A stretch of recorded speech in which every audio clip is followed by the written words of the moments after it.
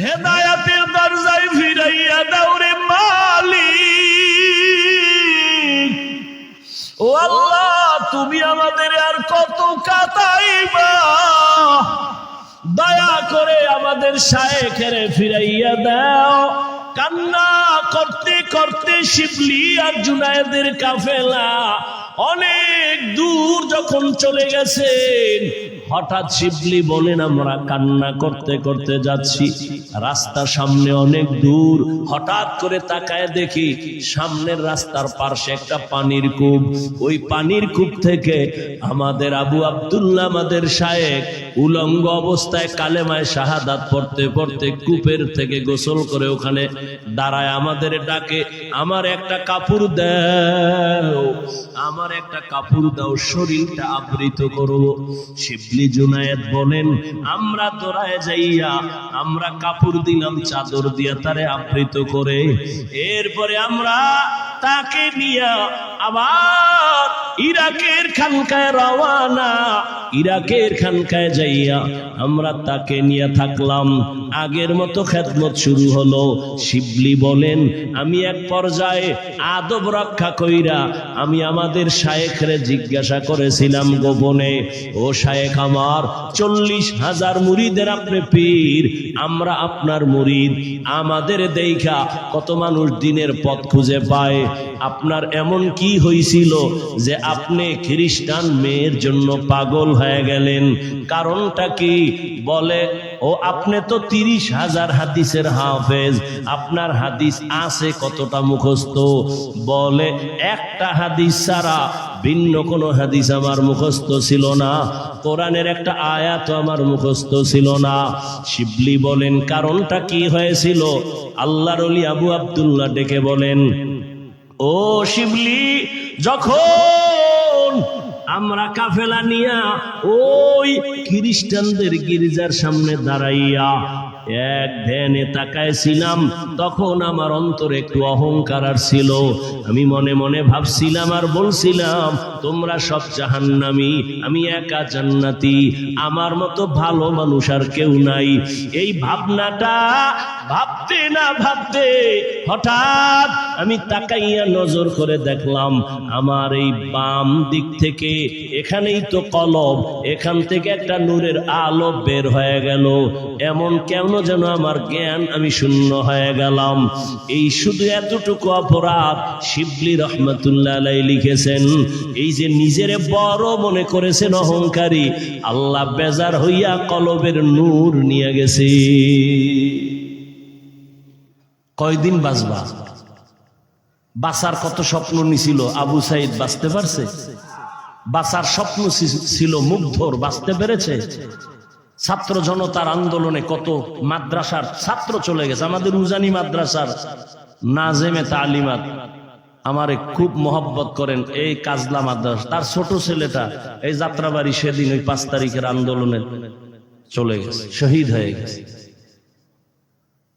ভালো ছেলে, ভালো ছাত্র। তো মৃত্যু তো হবে, কাপুরুষের মতো কেন? বেঈমানের গোলামি করে কেন? গায়রুল্লাহর পা ধরে কেন? কার পিছনে ঘুরে নামাজ ছেড়েছো? কি পাওয়ার আশায় দাড়ি কেটেছ? শিয়ালের হাতে মুরগি দিয়ে কয় 3 দিনের আমানত। শিয়াল কয় দোয়াও চাই, মাফও চাই। 3 দিন কেন, 1 দিনও না? জিন্দা কেন, মরাও দেওয়া হবে না। শিয়ালের হাতে মুরগি দিলে যা হবে, ধর্মের চাবি সুদখোর বেনামাজির হাতে দিলে তো তাই হবে। দিছে কারা? জিব্রাইল। বেনামাজি হারামখোরের হাতে ইসলাম ধর্মের চাবি দিছে কারা? জিব্রাইল। কে দিয়েছে? আমরা কইতে লজ্জা লাগে, ভোটের আগের রাত্রে টাকা খাইতে লজ্জা লাগে নাই? সারাদিন স্লোগান দিছি ইসলাম চাই, ভোটের আগের রাত্রে টাকা খাইয়া সকালে কিবলা আর একদিকে ঘুরাই দিছি। এই হলো মুসলমানের হালাত। আল্লাহ হেদায়াত দান করুন। জাতির মাথা আইওয়াশ করে ফেলেছে বেঈমানেরা, নাস্তিকেরা। কি বলে? হুজুর ওয়াজ করবেন, কোন রাজনীতি করবেন না। মানি হলো ধর্ম আর রাজনীতি দুইটা আলাদা। আমি বলি চিনি আর পানি যেমন এক, মিলাইলে আর আলাদা করা যায় না, ঠিক রাজনীতি আর ধর্ম এক, এটাকে আলাদা করা যায় না। হ্যাঁ, তোমার ধান্দাবাজি আর চান্দাবাজি এটা ইসলামে নাই।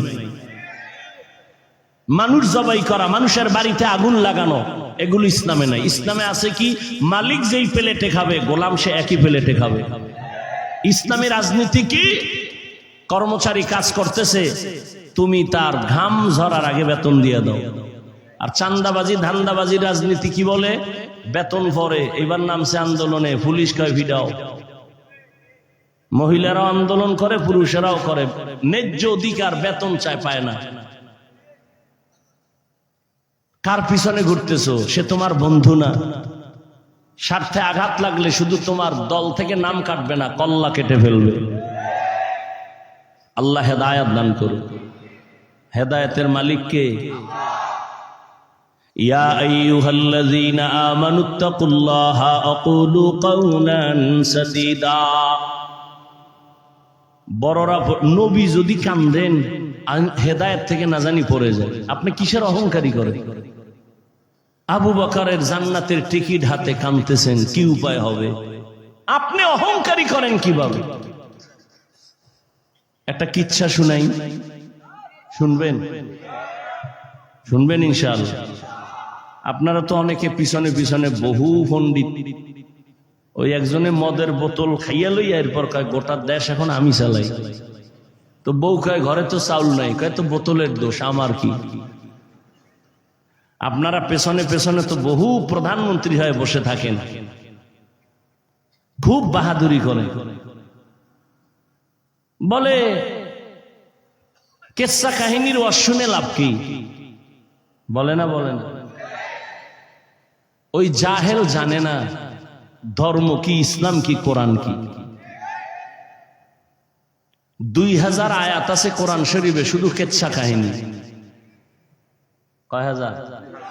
ওলামায়ে কেরাম আঙ্গুল উঠায় খালি একটু এই জাতিকে দেখাইয়া দেন। আমি বলবো, আপনারা এই উঠেন কেন? হ্যাঁ, নিম্নচাপ শুরু হয়ে গেছে, রাস্তা কইরা দাও। মরাডারে মারো কেন? কয় লড়ে কেন? কয় ভাই দাওয়াত, কা আলহামদুলিল্লাহ। কয় তোমার বাড়ি? কা নাউজুবিল্লাহ। আল্লাহ হেদায়েত দান করুন।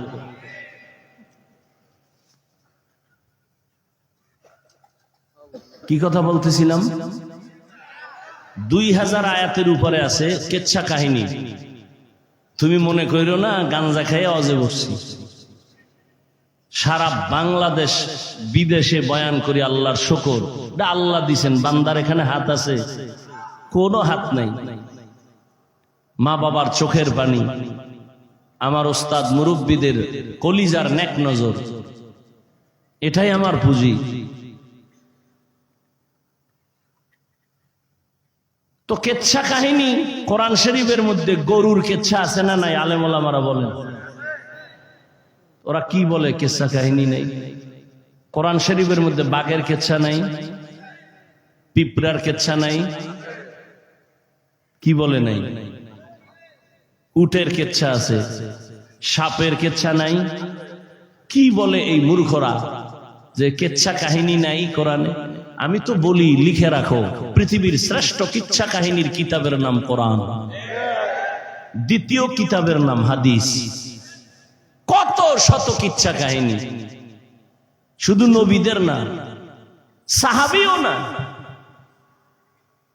সামান্য কিছু আল্লাহওয়ালাদের কিচ্ছা কাহিনীর অভাব নাই। আর আমরা তো সোনাবন্দের গানের কেচ্ছা বলি না, আমরা ওই কেচ্ছাই বলি যে কিচ্ছা বললে শুনলে দিল নরম হয়, চোখে পানি আসে। এরকম একটা কেচ্ছা শুনাই। হেদায়েতের মালিক পৃথিবীতে আপনারা নাম শুনছেন, জগৎ বিখ্যাত একজন ওলিয়ে কামেল জুনায়েদ বাগদাদি, নাম শুনছেন? আপনাদের নাম শুনে কি মনে হয় সে খারাপ ওলি না ভালো? তার একজন সাথী ভাই যাকে বলে পীর ভাই, একই পীরের মুরিদ, আর একজন জগৎ বিখ্যাত ওলিয়ে কামেল শিবলি রহমাতুল্লাহ আলাইহি। আচ্ছা, জুনায়েদ বাগদাদির নাম তো সাধারণ মানুষেরাও শুনছে, বড় দামি একজন কুতুবুল আলম। তো এই লোকটা এত দামি, তার পীর কত দামি? কার পীর? জুনায়েদ বাগদাদির পীর, 100 বছর আগের ঘটনা। সেই সময় জুনায়েদ বাগদাদির পীর ইরাকের জমিনে ফোরাত নদীর পার্শ্বে তার খানেকা। সেই সময় ইরাকে তার মুরিদের সংখ্যা 40,000। কত হাজার? আর সেই জুনায়েদ বাগদাদির পীর সাহেবের এলেম কত? 30,000 হাদিসের সনদ সহ হাফেজ। কয় হাজার? 30,000 হাদিসের হাফেজ। বলেন তো, যেই আল্লাহর বান্দা 30,000 হাদিসের হাফেজ, সে কি কোরআনের হাফেজ না? এবার বুঝেন কত বড় ওলিয়ে কামেল, যার মুরিদ জুনায়েদ বাগদাদি। সেই জুনায়েদের পীর ইরাকের জমিনে সেই সময় তার মুরিদের সংখ্যা 40,000, এবং তিনি এত বড় আলেম যে 30,000 হাদিস তার সনদ সহ মুখস্থ। আমরা তো হাদিস শুনাইলে ক্বালা রাসূলুল্লাহ, নবী বলছেন বইলা ডাইরেক্ট গেছি মদিনায়। আর সনদ মানে ধারাবাহিকতা, বর্ণনাকারীদের ধারা। আমি যে হাদিসটা শুনলাম, বললাম এই হাদিসটা আমার ওস্তাদ থেকে শুনছি, সে কে? তার ওস্তাদকে, তার ওস্তাদকে, তার ওস্তাদকে, এইভাবে ধারাবাহিকতা বর্ণনা করতে করতে রসুল পর্যন্ত যায়। এটাকে বলে সনদ। এই সনদ সহ কত হাজার হাদিস তার মুখস্থ। সাধারণ ব্যক্তি আমাদের দেশে আহলে হাদিস দ্বারা দাবি করে কয় হাজার হাদিস মুখস্থ। দরকার নাই, হেরা হাদিস মুখস্থ না পারলেও আহলে হাদিস, কারণ ওই পাওয়ার আল্লাহ তাদের দিছে। কেউ হাদিস মুখস্থ কইরাও আহলে হাদিস হতে পারে না, আর কেউ হাদিস মুখস্থ ছাড়াও হতে পারে। এটা বড় কপাল। এই কপাল সবার হয় না। এত বড় পীর, নাম হলো আবু আব্দুল্লাহ। নাম কি? এত বড় আল্লাহর ওলি, 24 ঘন্টা তার মাথায় পাগড়ি লাগানো, হাতে তসবিহ। জুনায়েদ বাগদাদি, শুধু জুনায়েদ বাগদাদি যে কত বড় ওলি, এই ঘটনা বললে তো সারা রাত পা। কে সে জুনায়েদ বাগদাদি? শিবলি কে? তাদের ইতিহাস, তাদের আখলাক, আদর্শ, এগুলি বললে রাত পার হয়ে যায়। শিবলি রহমতুল্লাহ আলাই হাঁটতেছেন, একটা গাছের নিচে বসছেন। গাছ কথা বলতেছে শিবলির সাথে। কে কথা বলে? আপনি তো সুবহানাল্লাহ বলছেন, কতজনে নাউজুবিল্লাহ বইলে বসে আছে। বলে এটা কেমনে সম্ভব?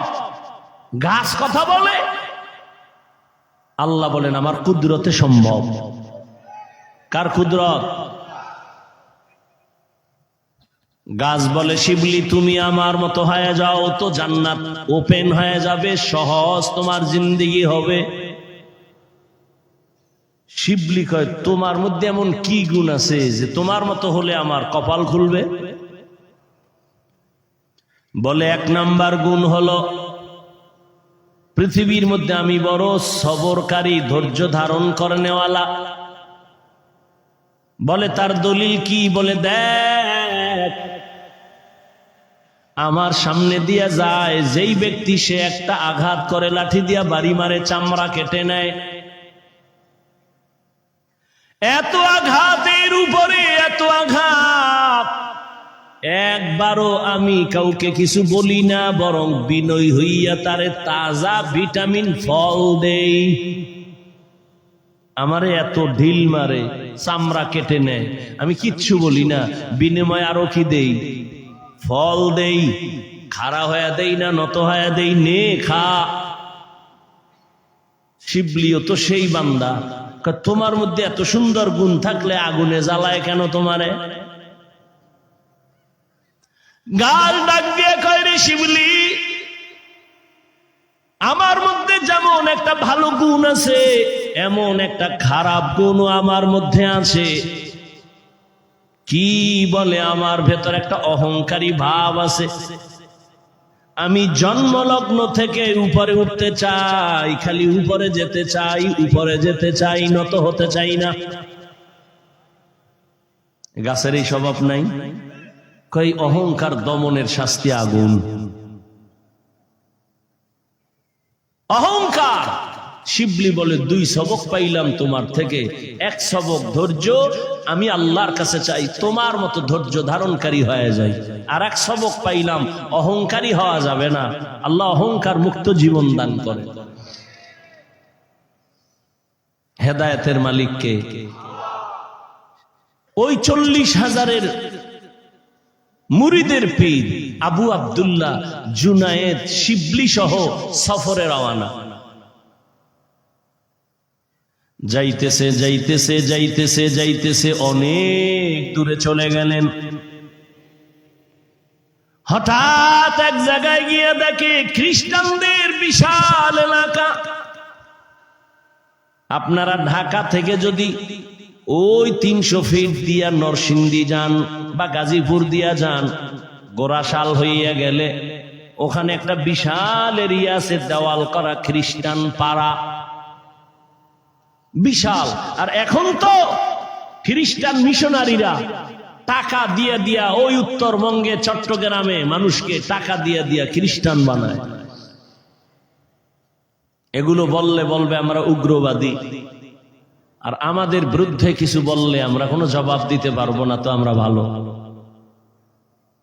আল্লাহ হেদায়াত দান করুন। জুনায়েদ বাগদাদি শিবলি রহমাতুল্লাহ আলাইহি চলছেন। যাইতে যাইতে আবু আব্দুল্লাহ তার পীর শুধু 2 জন না, অনেক মুরিদের একটা কাফেলা। যেতে যেতে হঠাৎ ওই খ্রিস্টানদের এলাকা পার হইতে গিয়ে দেখে একটা সুন্দর একটা গির্জা দেখা যায়, খ্রিস্টানদের ইবাদতখানা। 30,000 হাদিসের হাফেজ, 40,000 মুরিদের পীর আস্তে করে দাঁড়ায় গেলেন। জুনায়েদ শিবলির কাফেলাকে বললেন, তোমরাও দাঁড়াও। খ্রিস্টানদের গির্জার দিকে এক নজরে তাকায় রইলেন, যেন কি ভাবলেন। এইবার কিছুক্ষণ দাঁড়ায় থাইকা মুরিদেরা কিছু জিগায়ও না, বেয়াদবি যদি হয়ে যায়। কতটা আদব তারা চিন্তা করে চলতেন। বলে চলো। যাইয়া কিছু দূর পরে ওই খ্রিস্টান পাড়ার এক মাথায় গিয়া দেখে আবু আব্দুল্লাহ জুনায়েদ বাগদাদির পীর। নজর করে দেখেন গ্রামের মধ্যে একটা পানির কূপের থেকে খ্রিস্টানদের সুন্দরী সুন্দরী মেয়েরা ওখান থেকে পানি ভরে ভরে ঘরে যায়। আবু আব্দুল্লাহ 40,000 মুরিদের পীর ওখানেও দাঁড়ায় গেলেন। এক নজরে খ্রিস্টানদের ওই পানি মেয়েরা যে নিয়ে যায় সুন্দরী, এক নজরে তাকায়া থাকলেন দীর্ঘক্ষণ। শিবলিও কিছু বলে না, জুনায়েদও কিছু বলে না, না জানি বেয়াদবি হয়ে যায়। কারণ আল্লাহওয়ালাদের হিসাব আলাদা। আল্লাহওয়ালাদের আল্লাহ এমন কিছু পাওয়ার দান করেন যেটা সাধারণ মানুষকে আল্লাহ দান করেন না। যেমন থানবী রহমাতুল্লাহ আলাইহির ঘটনা দেখেছি। তিনি একদিন সফরে রওনা, দেখে এক গ্রাম এলাকায় মেয়েরা পানি নেয়। একই ঘটনা, কিন্তু ওইটা এটা এক না, সেম এই লাইনে পানি নিতেছে মেয়েরা। থানবী এক নজর তাকাইলেন। দীর্ঘ টাইম তাকানোর পরে ওখান থেকে চলে গেলেন খানকায়ে এমদাদিয়া। মুরিদদের মধ্যে গুঞ্জন শুরু হইল, হুজুর এটা করলো কি? মেয়েদের দিকে দীর্ঘ টাইম তাকায় রইল, কারণ কি? কিন্তু জিজ্ঞাসা করে না। থানবী রহমাতুল্লাহ আলাইহি বুঝতে পেরেছেন এদের অন্তর একটু দোলা খায়, ডাক দিয়া বললেন, ও ভক্তরা, বলো কি যেন তোমাদের অন্তরের মধ্যে সন্দেহ দৌড়ায়, বলো। একজন মুরিদ ডাক দিয়া কয়, হযরত, রাস্তায় চলার পথে ওই এলাকার মেয়েদের দিয়ে তাকাইলেন কেন, বুঝলাম না। হযরত বললেন, যাও তোমরা একজন গিয়া তার বাড়ি খবর নাও, খবর নিয়ে তারপরে আবার আসো। 2-3 জন মুরিদ ওখানে গেলেন, যাইয়া দেখে ওই বাড়ির মধ্যে শুধু কান্নার আওয়াজ। যেই সুন্দরী মেয়েটা পানি নিয়ে বাসায় গেল সে আর দুনিয়ায় জিন্দা নাই। মুরিদেরা চলে আসছে, হযরত যেই মেয়ের দিকে তাকাইছিলেন পানি নেওয়ালা, ওই বাড়ি কান্নার আওয়াজ, ওই মেয়ে আর বেঁচে নাই। থানবী কয়, আমি মেয়ের দিকে একবারও তাকাই নাই, আমি আমার আল্লাহর কুদরতের মোহাব্বতের নজর দিয়ে তাকায় দেখছিলাম আজরাইলের আনাগোনা চলতেছে ওর উপর। এ পাওয়ার কে দিছেন? আল্লাহ দেন। কাকে দিবেন? মুত্তাকিন যারা, তাদেরকে। কোন গাঞ্জাখোরের দিবেন? কারণ অনেক গাঞ্জাখোরও আছে কিন্তু অলৌকিক পাওয়ার দেখায়। এক গ্লাস পানির মধ্যে আঙ্গুল রাখিয়ে কইবে, দেখ এটা মিষ্টি হয়ে গেছে, আপনি মুখে দিয়ে দেখবেন চিনি ফেল, কইতে তো বড় বাবা। বাবা না, বাবা না, শুধু বাবা নাই, কাবার কাবা। ভালো করে মনে রাখবেন, অলৌকিক পাওয়ার আল্লাহ দেখাইবেন আল্লাহর প্রিয় গোলাম মুত্তাকিনদের দ্বারা। কিন্তু যদি দেখেন একজন বেনামাজি পর্দা করে না, সে যদি অলৌকিক কিছু দেখায়, এটা আল্লাহ দেখান না, এটা ওর কুফরি কালাম আর জিনের খেলা।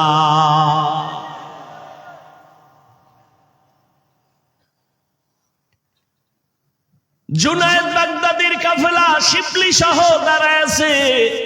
খ্রিস্টানদের মেয়েদের দিকে এক নজরে তাকানো, 30,000 হাদিসের হাফেজ, 40,000 মুরিদের পীর, নজর যে দিছে আর সরায় না। শিবলিকা, হযরত আমাদের খানকায় কি যাবেন না? নজর ঠিক সরায় না, ইশারা দিয়ে কয়, তোমরা যাও, যাও, আমি যাব না। শিবলি আতঙ্কিত হয়ে গেলেন, পাগলের মতো হয়ে গেলেন, ব্যাপার কি বুঝলাম না। হযরত আপনি যাবেন না কেন? আবু আব্দুল্লাহ ডেকে বলে, ওই খ্রিস্টান মেয়েকে আমি বিয়া না করে যাব না। আরো কঠিন, ওই খ্রিস্টানের সুন্দরী মেয়েটাকে বিয়া না করে যাব না। জুনায়েদের কাফেলা পাগল, কান্না, এত কান্না, শিবলির কাফেলা কান্না করে। হযরত পায়ে হাত রেখে বলি, ইরাকের জমিনে আপনার এত সুনাম, দুনিয়ার ইরাকের সব মানুষ বিধর্মীরা আপনারে সম্মান করে, জানে আপনি একজন খাঁটি মানুষ। আজকে যদি এমন হয়, আমরা ইরাকের খানকায় কেমনে যাব আর মুখ দেখাবো? মান ইয়াহদিল্লাহু ফাহুয়াল মুহতাদ ওয়া মান ইউদ্লিল ফালান তাজিদা লাহু ওয়ালিয়াম মুরশিদা। আল্লাহ তাআলা বলেন, আমি যাকে হেদায়াত দিব সে হেদায়াতের দরজা পেয়ে যাবে, আর আমি যারে হেদায়াত দিব না ওই বান্দা হেদায়াত পাবে দূরের কথা, কোনো মুরব্বী কোনো মুর্শিদও তালাশ করে পাবে না, অভিভাবকহীন হয়ে যাবে। এরে নবীর আশিক উম্মতের দল, জুনায়েদের কাফেলা শিবলি সহ কান্নার আওয়াজ, তবে বেয়াদবি করে না, কারণ আল্লাহওয়ালার অন্তর যদি একটু কষ্ট পায়, না জানি বেয়াদবির কারণে ধ্বংস চলে আসে। লিকুল্লি শাইইন যিনাতুন ফিল ওয়ারা ওয়া যিনাতুল মারই তামামুল আদাবি আজ খোদা খা হি মে তৌফিক আদব বেআদব মাহরুম গাশ আজ ফজলে রাও। এই জন্যই তো আল্লাহ বারবার বলে আমাকে ভয় করো। কারণ একটা সন্তান যখন মা বাবাকে ভয় করে চলবে, মা বাবার সামনে অন্যায় করবে না। এই সন্তান একটা শিক্ষকের ছাত্র যখন ভয় করে চলবে, তখন ওই ছাত্র ওস্তাদের সামনে অন্যায় করতে পারে না। যেই মানুষ আমার আল্লাহর আযাবের ভয় নিয়ে চলবে, ওই বান্দা গলায় ছুরি লাগাবে, গালের মধ্যে কখনো অস্ত্র লাগাবে না। हर के दारत खौफे हक़दार दिल मदाम जन्नतुल मावा तेहत उरा मकाम। এজন্যই তো যে আয়াত আমি পড়েছি, আল্লাহ বলেন আমাকে ভয় করো। শুধু কি মুমিনকে বলেছেন? আল্লাহ পাক নবী যার কোনো গুনাহ নাই তাকেও বলেন, ইয়া আইয়ুহান নাবিয়্যুত্তাকিল্লাহ ওয়া লা তুতিইল কাফিরিনা ওয়াল মুনাফিকিন। আপনাদের কষ্ট হইলে মোনাজাত দিয়ে দিব, কিন্তু ডিস্টার্ব করবেন না, নিজের ক্ষতিও করবেন না, অন্যের ক্ষতি করারও অপচেষ্টা করবেন না। মানুষ পুলিশে ধইরা থানায় নিয়ে বেতের বাড়ি দেয়, কাঁদে না। আর বেহেশতের বাগানে আল্লাহর প্রিয় ওলিরা বয়ান করেন আর মানুষ কাঁদতে থাকে, ওরে মারে কে? থানায় পুলিশ আসামি নিয়ে বেতের বাড়ি দেয়, চোখে পানি নাই, আর আল্লাহ ওয়ালাদের মজলিসে বসে মানুষ কাঁদতে থাকে, ওরে মারে কে? বড় কঠিন বিষয়। পাথরওয়ালা দিল হয়ে গেল, চিন্তা নাই কয়দিন এই দুনিয়ায় থাকবো। অসুস্থ মানুষটারে ডাক্তার বলে যা চায় দিয়ে দাও, আর বেশি দিন বাঁচবে না। কিন্তু বহু অসুস্থ মানুষ এখনো আছে, সুস্থ মানুষ তার সামনে থেকে চলে গেছে। এরকম হয় না? কয়দিন আর জীবনের বাহাদুরি করবা?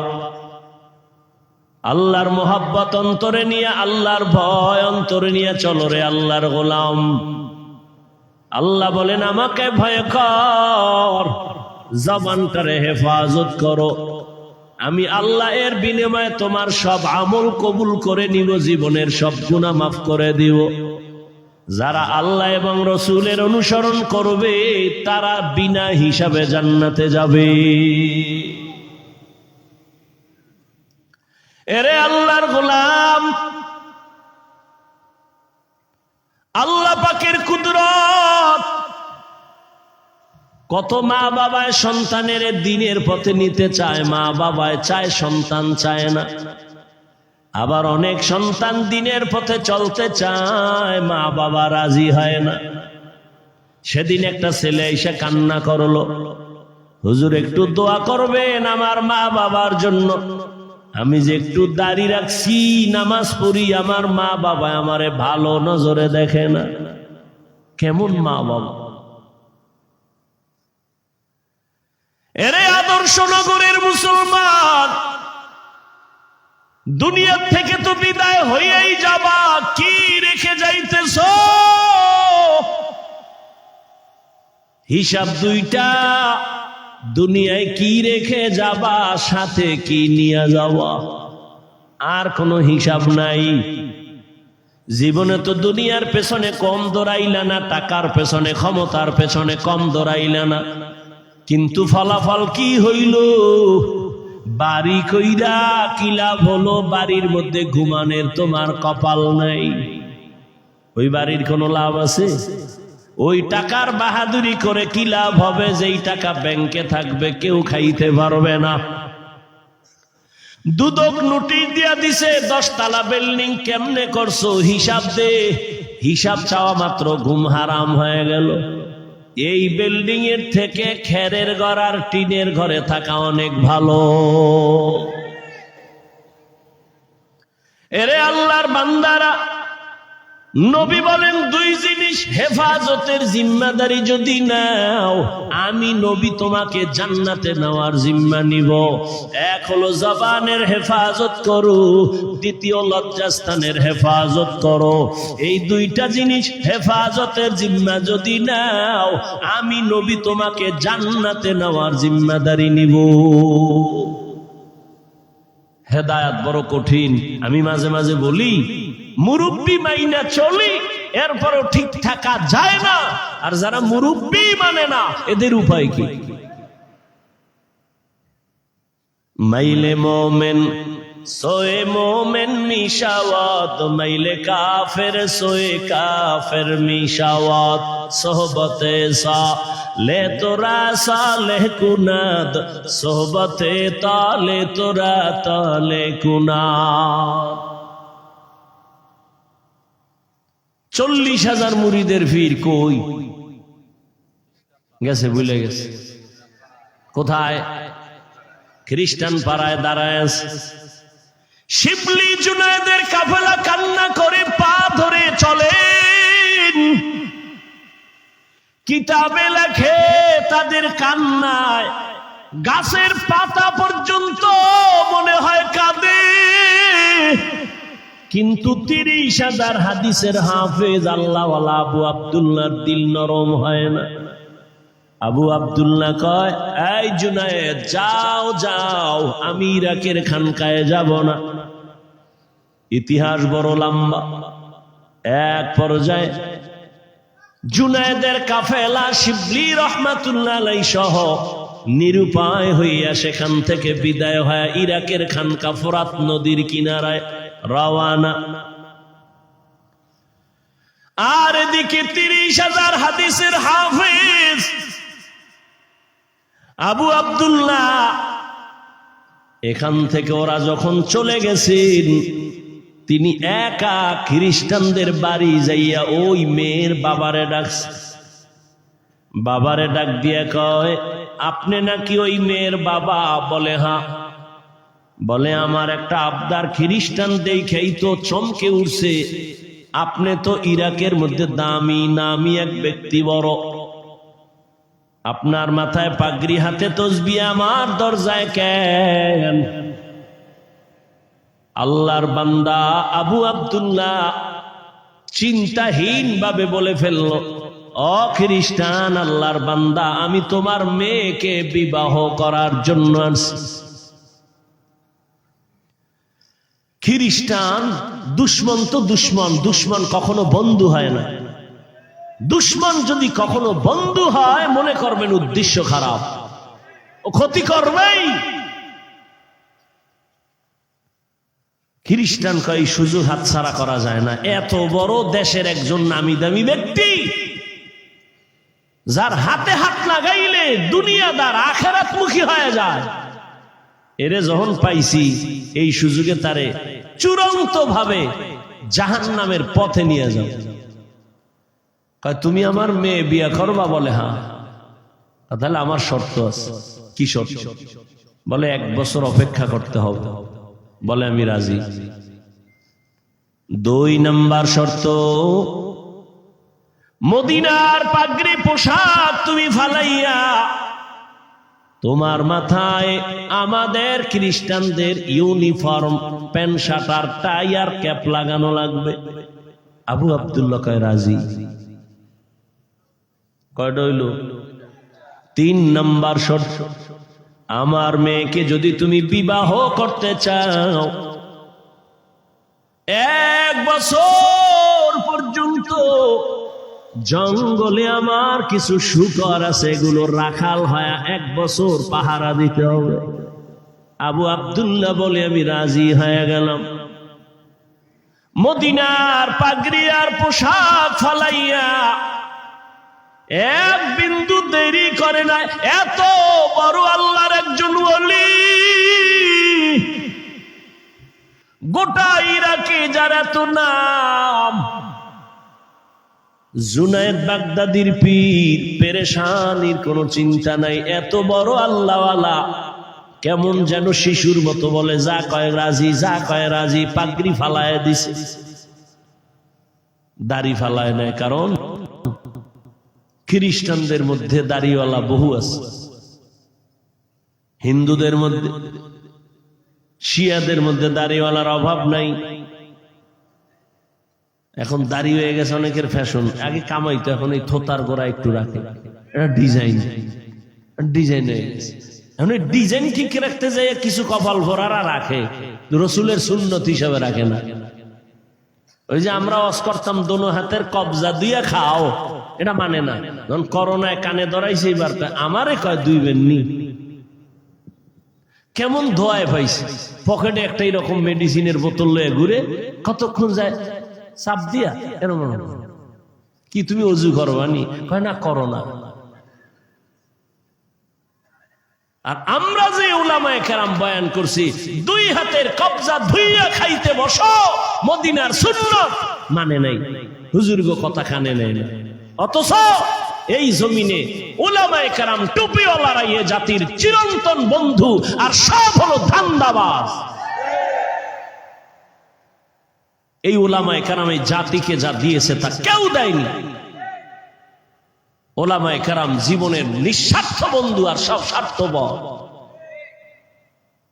কিন্তু ঘুরে ফিরে দোষ সেই আলেমের দিকে, গুলি সে আলেমের দিকে, বিপদ সব তাদের নিয়ে। আল্লাহ হেদায়াত দান করুন। অথচ মহামারী করোনার ভেতরে ট্রিপল মাস্ক লাগাইছে, মরবে না তিনটা। এইরকম দুই কুলাঙ্গার ছেলে বাবারে ধরছে করোনায়, মইরেই গেছে। আর এই কুলাঙ্গার শিক্ষিত দুই ছেলে বাবার লাশটারে এলাকার গরিবের টাকা দিয়ে কয় রাস্তায় ফেলায় দাও, তো দিছে, জানালা আটকায় দিছে। বাবার লাশের জানাজা হলো না কুকুরে খেলো, আর দেখে নেই। ইতিহাস ভুলে যায় না জাতি। যুবক, সেই করোনার লাশ একটা না, শত শত লাশ আমার দেশের টুপিওয়ালারা উলামায়ে কেরাম কাঁধের মধ্যে নিয়ে গোসল করায়া, কাফন পরায়া, জানাজা পড়ায়া কবরে রেখেছেন। একজন হুজুরও করোনায় মরে নাই। এই জাতিকে এই আলেমরা যা দিয়েছে কেউ দেয়নি। হ্যাঁ, তুমি বলবা আমাকে টিনের বাড়ি দিছে, আমাকে টাকা দিছে, আমি বলবো 5,000 টাকা দিলে তোমাকে 5 লাখ টাকার ধান্দায় পেরেশানিতে ফেলে তোমাকে ফকির বানায়। দেখো না, লোন আর কিস্তি দিতে দিতে মইরা গেছে, লাশের জানাজা হয়ে গেছে, কবরের সামনে দাঁড়ায় গেছে, লাশ নেওয়া যাবে না ভেতরে, কিস্তি দাও। আল্লাহ হেদায়াত দান করুন। আমাদের দেশের এক বেচারা, চিনি না জীবনেও, 3 বার মাদ্রাসায় আইয়া খালি ঘুরে, দেখা টাক্কা করে। আমি দেখি লোকটা খুব ঘুরে, একটা গেঞ্জি পরা লম্বা মানুষ। তো একদিন ডাকলাম এদিকে, ও ভাই কোথার থেকে? আমি থাকি এখানে, এই যে রূপগঞ্জ থানা, বাড়ি আমার পটুয়াখালী। তো এই 3 বার আসতেছেন, কি চান? আপনার সাথে একটু স্পেশাল পার্সোনাল কথা বল। তো বললাম আসেন, বলেন। কথা বলে না, কাঁদতেছে। আমি বললাম বলেন কি সমস্যা? তো বলতেছে আমার একটা মেয়ে উপযুক্ত বিবাহের কাছাকাছি, আর আমার বউ আর আমি একটা ছোট্ট রুম আর একটা বারান্দা নিয়ে ভাড়া থাকি। কারো থেকে টাকা উঠাইয়া আমি লোন আই না, সুদে একটা পিকআপ কিনছি। পিকআপ, ছোট পিকআপ আছে না, মালটানে কিনা ওরে মাসে মাসে কিস্তি দেয়, আরে পিকআপ চালাই। এমন মুসিবত, করোনা আসলো, পিকআপ অ্যাক্সিডেন্ট হলো, এখন আমি নিজেও খেতে পারি না, কিস্তিও দিতে পারি না। আমারে এই দুঃখ অত কাঁদায় না, কিন্তু কাঁদায় এজন্য ওই পাওনাদার ওই মানুষগুলো আমার বাসায় এসে আমার মেয়েকে মারে, আমার স্ত্রীকে মারে। আমি কি করব? কাঁদতেছে অঝর ধারায়। সুদ খাইয়া কেউ শান্তিতে আছে, একটা প্রমাণ দিলে আমি সুদের বিরুদ্ধে রস করব না। আল্লাহ হেদায়াত দান করুন। তুমি টাকার বাহাদুরি দেখাও আর রাস্তায় ঘুরো, চায়ের দোকানে বলো, মাদ্রাসায় পড়ে লাভ কি? যাকাত ফেতরা খায়। বলেন তো কতটার জবাব দিব? আচ্ছা বলেন আমাকে, আপনার এখানে সব শিক্ষিত মানুষ, যাকাত দিবে কে? গরিব না ধনী? কাকে দিবে? গরিব। মাদ্রাসায় গরিব নাই? কম না বেশি? এতিম নাই? তা প্রত্যেকটা মাদ্রাসায় এতিম ফান্ড আছে, ওখানে আলাদা টাকাগুলো যাকাতের জমা হয়, ওদের পেছনে টাকা ব্যয় হয়। তো যাকাতের টাকা গরিবরা খাবে না? তুমি তো চুরির টাকা খাও, তুমি তো সুদের টাকা খাও, তুমি তো ঘুষের টাকা খাও, এটার কোনো টেনশন নাই। মাদ্রাসার যাকাত খায় কেন এ নিয়ে টেনশন। ওই যে কথা আছে গ্রামে, দেখতে নারী চলন বাঁকা। আল্লাহ হেদায়াত দান করুন। হালাল ভাবে তারা জীবন যাপন করে, একটা হারাম নয়। এই রকম মাদ্রাসায় জমিনে ভারতের ভেতরে ব্রিটিশরা 200 বছর শোষণ করেছে, মাদ্রাসা জ্বালায় দিছে, হাজার হাজার আলেমকে গলায় ফাঁস দিয়া গাছের সাথে রাস্তায় লাশ ঝুলায় রাখছে। এই ভারতে কোনো ইসলামের আওয়াজ থাকবে না, আলো থাকবে না। আল্লাহ সিদ্ধান্ত করলেন ভারতেই হবে ইসলামের আলোর পাওয়ার হাউস। তাই হলো, সারা দুনিয়াতে যত ইসলামের বাতি জ্বলে সবগুলোর পাওয়ার হাউস দাও বন্ধ। কথা বলেন না কেন? কোন মায়ের সন্তান সাহস থাকলে দাঁড়ায় বলতে পারবে সারা বাংলাদেশে যে রাজনীতির ময়দান বলেন, তাবলিগের ময়দান বলেন, পীর মুরিদির ময়দান বলেন, সহিভাবে, ভণ্ডামি নয়, সহিভাবে যত খেদমত আছে ইসলামের লাইনে, সবগুলো খেদমতের পেছনে দেওবন্দীদের অবদান অস্বীকার করার কোনো সুযোগ নাই।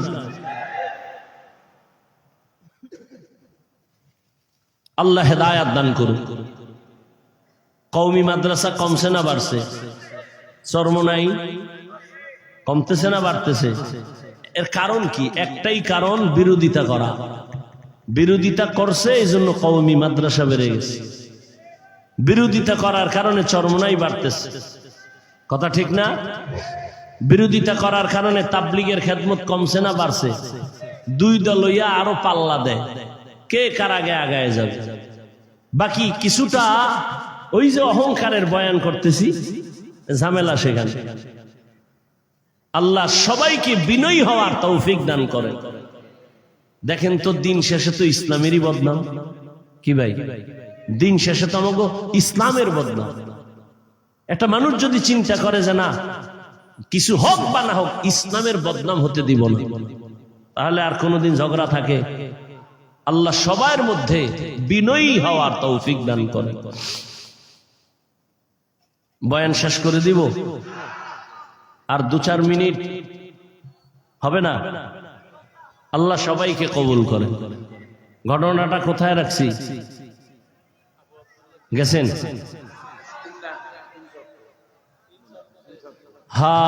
রাজি হয়ে গেছে। 1 বছর কি রাখতে হবে? জঙ্গলে শুকর, পাগড়ি ফালায় দিছে, জামা ফালায় দিছে, শার্ট প্যান্ট টাই ক্যাপ লাগাইয়া লাঠি একটা হাতে নিয়ে জঙ্গলে যায়, শুকরের রাখাল হয়ে সারাদিন থাকে। 1 মাস, 2 মাস, 3 মাস, 4 মাস, 6 মাসের উপরে ইরাকের সেই খানকা থেকে জুনায়েদার শিবলির কাফেলা আবার রওয়ানা।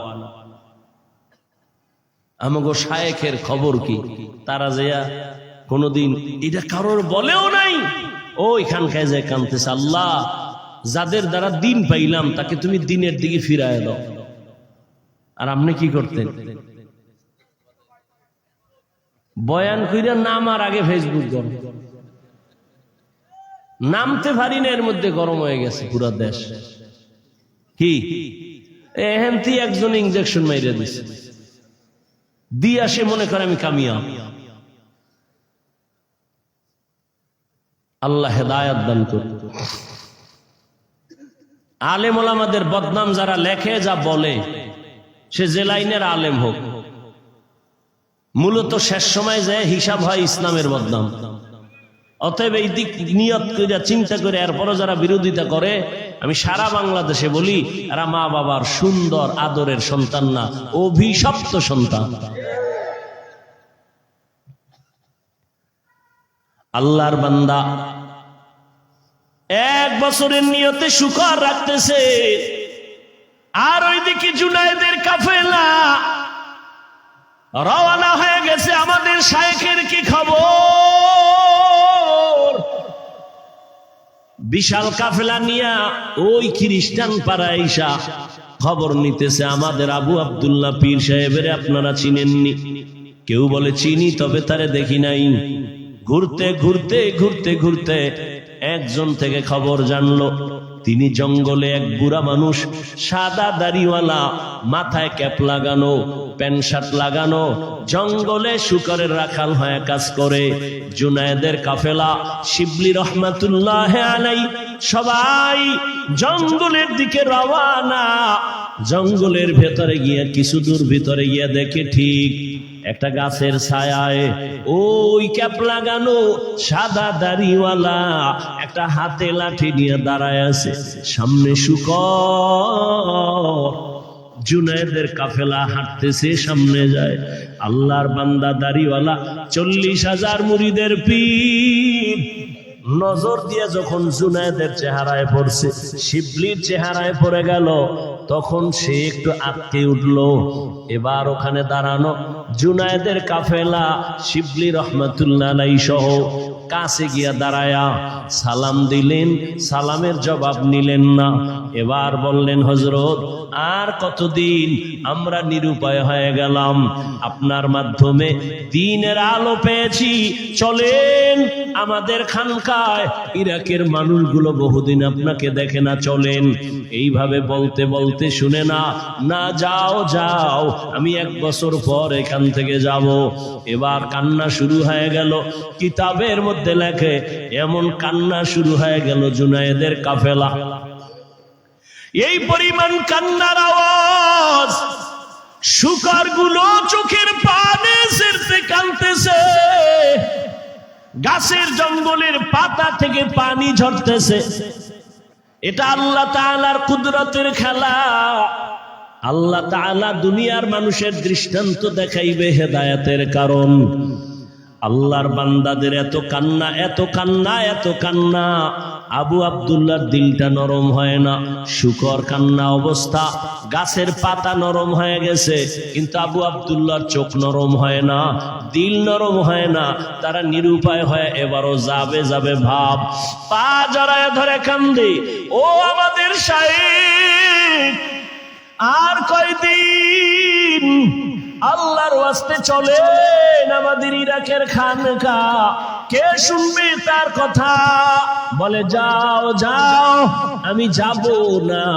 অনেক দূর আগাইয়া জুনায়েদের কাফেলা দীর্ঘ সময় থাকলেন, কান্না করলেন, এরপরও তার দিল নরম হয় না। পরিশেষে তারা এবারও নিরুপায় হইয়া ইরাকের রাস্তায় রওনা হয়ে গেছে। শিবলি রহমাতুল্লাহ আলাইহি বলেন, আমরা কান্না থামাই না, রাস্তা দিয়া যাই, আর খোলা আকাশে মালিকের দিকে হাত উঁচু করে কান্না করি। জুনায়েদের কান্না, আমি শিবলির কান্না, পুরা কাফেলার কান্না চলে। ও দয়ার মালিক, তোমার গোলামের কোন কারণে তুমি বেজার হইছ? হেদায়েতের দরজায় ফিরাইয়া দাও রে মালিক। ও আল্লাহ, তুমি আমাদের আর কত কাঁদাইবা? দয়া করে আমাদের শায়েখের ফিরাইয়া দাও। কান্না করতে করতে শিবলি আর জুনায়েদের কাফেলা অনেক দূর যখন চলে গেছেন, হঠাৎ শিবলি বলেন আমরা কান্না করতে করতে যাচ্ছি, রাস্তা সামনে অনেক দূর, হঠাৎ করে তাকায় দেখি সামনের রাস্তার পাশে একটা পানির কূপ। ওই পানির কূপ থেকে আমাদের আবু আব্দুল্লাহ আমাদের শায়েখ উলঙ্গ অবস্থায় কালেমায় শাহাদাত পড়তে পড়তে কূপের থেকে গোসল করে ওখানে দাঁড়ায় আমাদের ডাকে, আমার একটা কাপড় দাও, আমার একটা কাপড় দাও, শরীরটা আবৃত করব। শিবলি জুনায়েদ বলেন আমরা দৌড়ায় যাইয়া আমরা কাপড় দিলাম, চাদর দিয়া তারে আবৃত করে, এরপরে আমরা তাকে নিয়ে আবার ইরাকের খানকায় রওয়ানা। ইরাকের খানকায় যাইয়া আমরা তাকে নিয়ে থাকলাম, আগের মতো খেদমত শুরু হলো। শিবলি বলেন আমি এক পর্যায়ে আদব রক্ষা কইরা আমি আমাদের শায়েখরে জিজ্ঞাসা করেছিলাম গোপনে, ও শায়েখ আমার 40,000 মুরিদের আপনি পীর, আমরা আপনার মুরিদ, আমাদের দেখা কত মানুষ দিনের পথ খুঁজে পায়, আপনার এমন কি হয়েছিল যে আপনি খ্রিস্টান মেয়ের জন্য পাগল হয়ে গেলেন? কারণটা কি? বলে ও আপনি তো 30,000 হাদিসের হাফেজ, আপনার হাদিস আছে কতটা মুখস্থ? বলে একটা হাদিস ছাড়া ভিন্ন কোন হাদিস আমার মুখস্থ ছিল না, কোরআনের একটা আয়াত আমার মুখস্থ ছিল না। শিবলি বলেন কারণটা কি হয়েছিল? আল্লাহর ওলি আবু আব্দুল্লাহ ডেকে বলেন, ও শিবলি, যখন আমরা কাফেলা নিয়া ওই খ্রিস্টানদের গির্জার সামনে দাঁড়াইয়া এক ধ্যানে তাকাইছিলাম, তখন আমার অন্তরে একটু অহংকার ছিল। আমি মনে মনে ভাবছিলাম আর বলছিলাম তোমরা সব জাহান্নামী, আমি একা জান্নাতি, আমার মতো ভালো মানুষ আর কেউ নাই। এই ভাবনাটা ভাবতে না ভাবতে হঠাৎ আমি তাকাইয়া নজর করে দেখলাম আমার এই বাম দিক থেকে, এখানেই তো কলব, এখান থেকে একটা নূরের আলো বের হয়ে গেল। এমন কেন যেন আমার জ্ঞান, আমি শূন্য হয়ে গেলাম। এই শুধু এতটুকু অপরাধ শিবলি রহমতুল্লাহ আলাইহি লিখেছেন। এই যে নিজেরে বড় মনে করেছেন অহংকারী, আল্লাহ বেজার হইয়া কলবের নূর নিয়ে গেছে। মান ইয়াহদিল্লাহু ফাহুয়াল মুহতাদ ওয়া মান ইউদ্লিল ফালান তাজিদা লাহু ওয়ালিয়াম মুরশিদা। শিবলি বললেন শায়েখ আপনাকে রাস্তা থেকে ধরে আমরা খানকায় নিয়ে আসছি, আপনি তো খ্রিস্টান মেয়েটাকে বিবাহ করার জন্য আপনি তার বাড়ি গেছেন। বলে হ্যাঁ, বিবাহ কি হইল? না হয় নাই, 1 বছরের টাইম দিছে তারে আমাকে বিয়া দেওয়ার ক্ষেত্রে, এর আগে দিবে না, আমি এখনো পারি নাই, 1 বছর টাইম তো হলো না। আল্লাহ আমাকে আবার এই খানকায় ফিরায় দিছেন, আল্লাহর কাছে হেদায়েতের দোয়া করো, আল্লাহ পাক রব্বুল আলামিন জানো এই হেদায়েতের উপরে মজবুতি অর্জন করার তৌফিক দান করে। এদিকে আল্লাহ তাআলা কয়, এরে আবু আব্দুল্লাহ, যেই মেয়েটাকে তুই নেওয়ার জন্য পাগল, ওই মেয়েটাকে তুই নিবি হারাম ভাবে না, আমি আল্লাহ তোর জন্য হালাল পন্থায় রাস্তা খুলে দিতেছি, রাস্তা খুলতেছি হালাল ভাবে। তবে দুনিয়ায় না, খবর আসতেছে খানেকা ফোরাত নদীর কিনারায় কোন একজন মহিলা যুবতী মেয়ে পর্দা রক্ষা করে বারবার বাহক পাঠাইয়া বলে, তোমাদের খানকার পীর আবু আব্দুল্লাহ জুনায়েদের পীর, আমি আসছি বহু দূর থেকে, আমার সাথে একটু কথা বলবে কিনা বলো। বারবার আসতে সে জুনায়েদ ফিরায় দেয়, শিবলি ফিরায় দেয়, আমাদের শায়েখ কোনো বেপর্দা নারীর সাথে কথা বলবে না। এক পর্যায়ে 1 দিন 2 দিন 3 দিন ওই মেয়েটা যায় না, বলে না আমি তার সাথে কথা বলবোই। শিবলির কানে বারবার আসার পরে হযরত আবু আব্দুল্লাহর কাছে গিয়ে একটু পরামর্শ চাইলেন। এই হালাত হযরত ভয় পাই না জানি আবার ঝামেলা হয়। কয় আগে তার ঠিকানাটা নেও। ঠিকানা যখন নিয়ে আসছে তখন দেখে যেই মেয়েটারে বিয়া করার জন্য মদিনার পোশাক ফালাইছি, ওই খ্রিস্টান মেয়েটা তার খানকার ওই দূরে দাঁড়ায়া কথা বলার অপেক্ষায় আছে। মেয়েটা প্রস্তাব দিয়েছে, হযরত যদি বেয়াদবি না নেন আমি নতুন ভাবে তার কাছে কালেমা পড়ে মুসলমান হতে চাই। এরে পর্দার আড়ালের আম্মা জান, ধন্য আপনাদের জীবন। আপনারা তো নবীদের মায়ের মতো মা, সাহাবায়ে কেরামদের মায়ের মতো মা।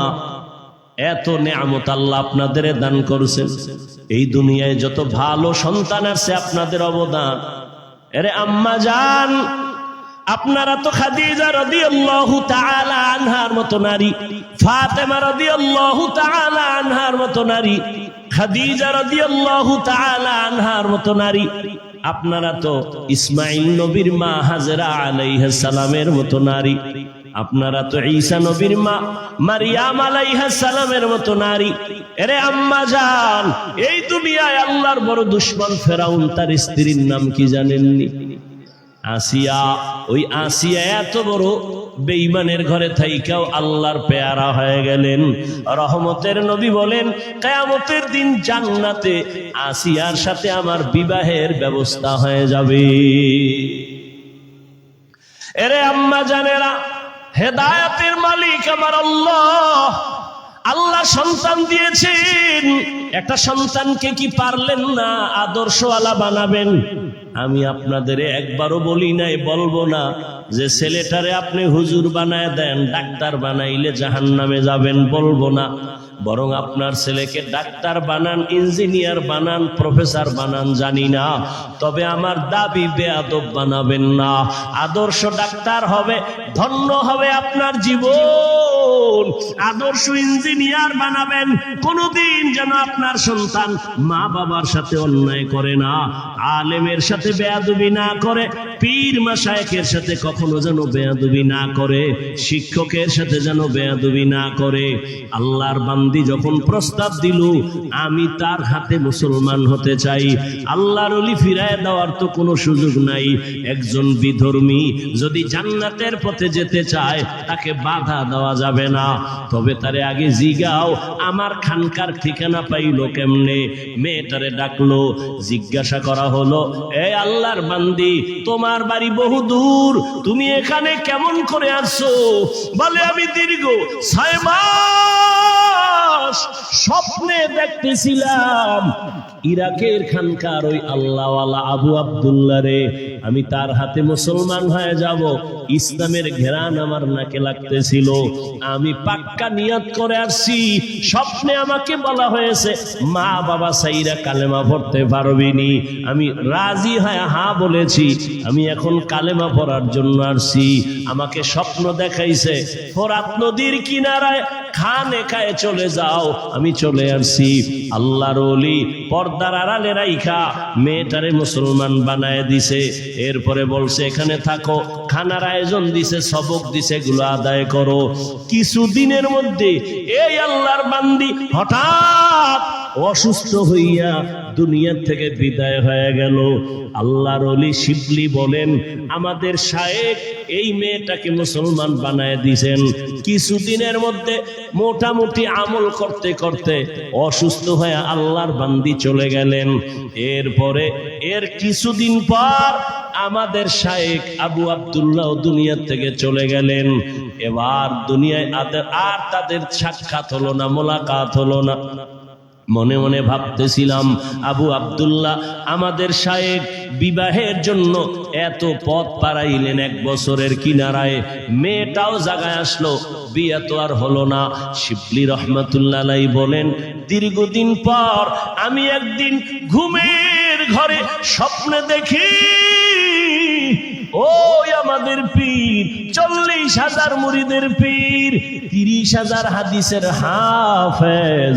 তাকায় দেখতেছি দোনোজন জান্নাতের বাগানে দোনোজন বিচরণ করতেছে। প্রশ্ন করলাম কি হালাত? বলে আমাদের দোনোজন জান্নাতে বিবাহের ব্যবস্থা হয়েছে। আউলিয়ারা কারে উকুবা ইখতিয়ার জাহেলারা কারে দুনিয়া ইখতিয়ার। মাইলে মোমেন সোয়ে মোমেন মিশাওয়াত, মাইলে কাফের সোয়ে কাফের মিশাওয়াত।